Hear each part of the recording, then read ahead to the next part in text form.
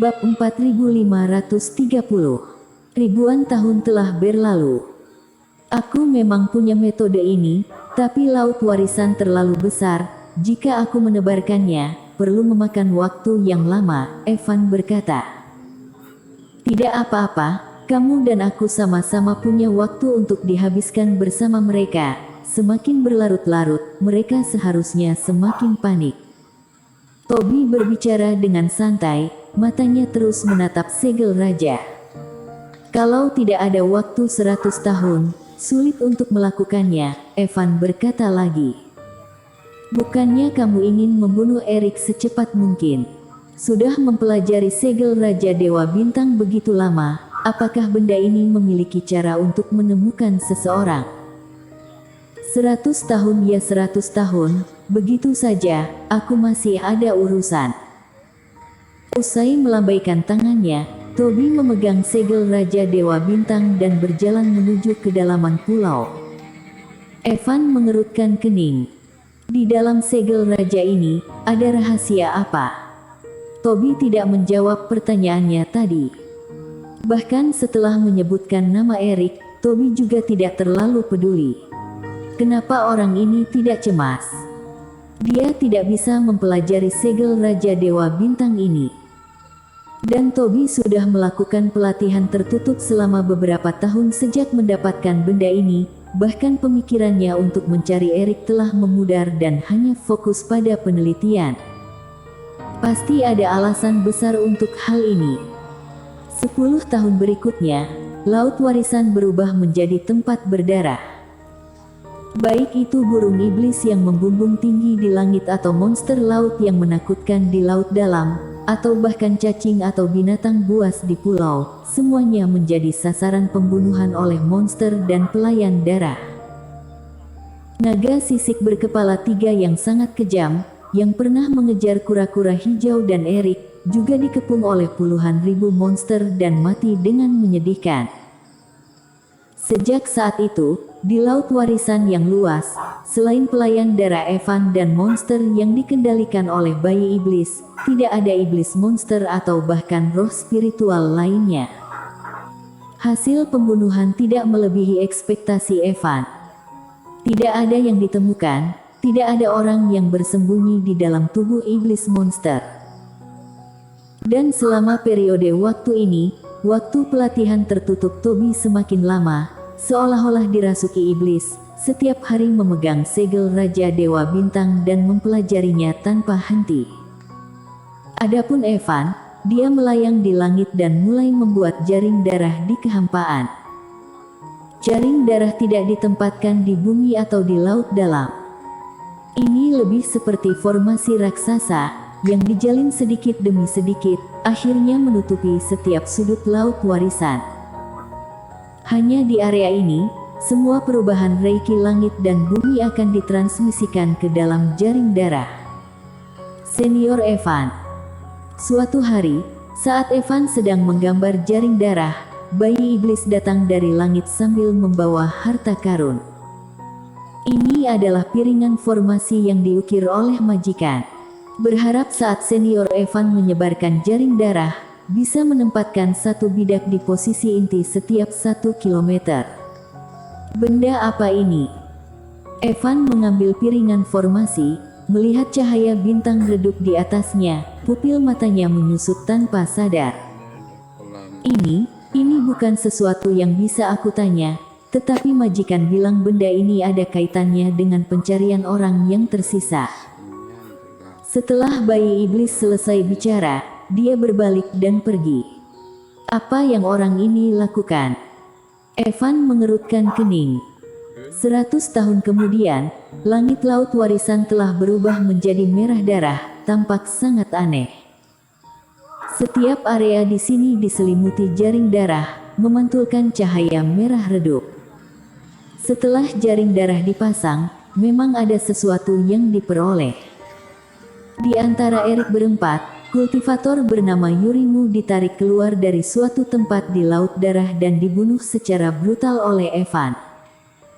Namun, setelah menyebar selama 100 tahun, hasilnya hanya itu saja. Ini membuat Evan sangat kesal. Eric, Kenny dan Mulia, ketiga orang ini masih belum ada kabar sampai saat ini. 100 tahun adalah siksaan bagi Evan, tapi sekejap mata bagi Eric. Berlatih tanpa kenal waktu, apalagi saat mendalami persepsi langit dan bumi, waktu berlalu dengan cepat. Selama periode ini, si gendut pohon pencerahan terbangun 3 kali. Mengetahui situasinya saat ini, si kecil dengan sangat perhatian memberitahu Eric bahwa dia memilih untuk terus tidur. Namun, Eric merasa si kecil ini benar-benar pemalas. Si gendut belum banyak berkembang.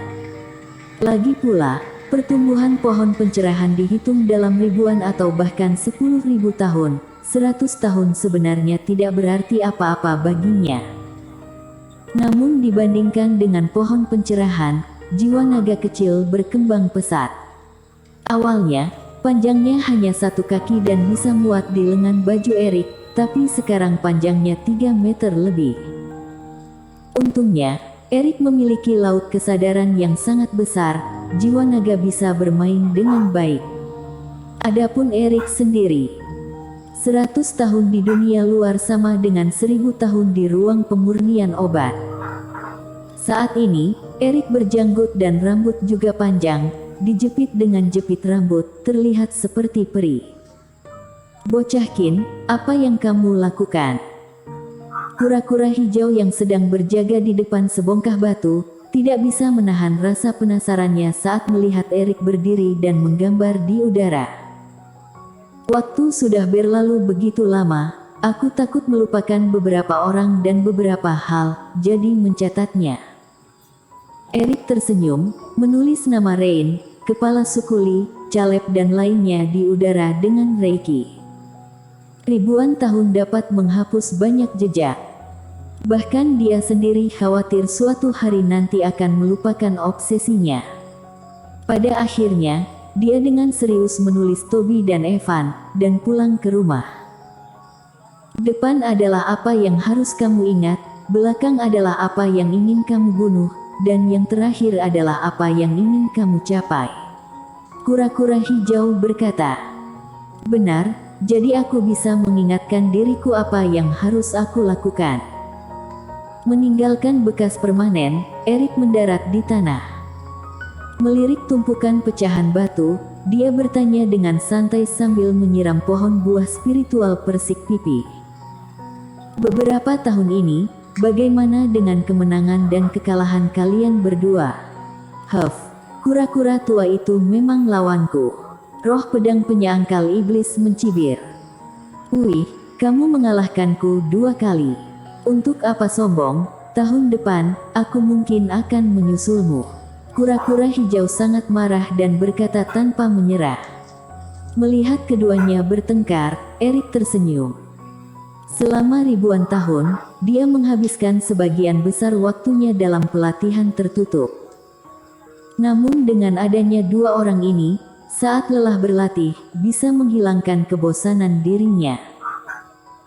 Namun, sejak roh pedang penyangkal iblis membuka hatinya, meskipun tidak bisa dianggap benar-benar bertukar hati dengannya, setidaknya tidak begitu pendiam lagi. Tapi tidak tahu entah apa penyebab roh pedang dan kura-kura hijau tidak harmonis, atau mungkin terlalu membosankan, keduanya selalu cekcok dan bertengkar dari waktu ke waktu, siapapun tidak mau mengalah. Satu topik pembicaraan bisa bertengkar selama beberapa bulan. Ini membuat Eric sedikit pusing. Jadi dia mengambil tindak, dia mengeluarkan batu iblis yang telah dia kumpulkan sebelumnya, biar mereka berdua bertaruh. Bagaimanapun juga, dia juga tidak berencana untuk mengeluarkan harta karun apapun dari dalamnya dan kalian berdua juga tidak senang satu sama lain, kan? Jadi jangan berisik, bertaruh pada batu untuk menentukan menang dan kalah, agar dirinya bisa tenang. Tapi melihatnya sekarang, setelah 1000 tahun, keberuntungan mereka berdua hampir sama.